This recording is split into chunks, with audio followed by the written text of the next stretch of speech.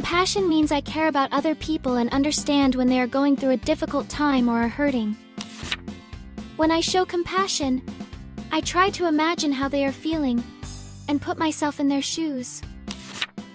Sometimes I notice that someone is upset, sad, or hurt. When that happens, I can show compassion by understanding their feelings and offering my support. I can ask how they are feeling, give them a hug if it's appropriate, or simply listen if they want to talk. I can imagine what it might feel like to be in their situation and offer kind words, encouragement, or help. Showing compassion is one of the best ways I can show that I care about other people. It helps me build positive relationships and makes others feel supported and understood. The next time I see someone who is upset, sad, or hurt, I will remember to show compassion by trying to understand how they are feeling and by offering my kindness and support.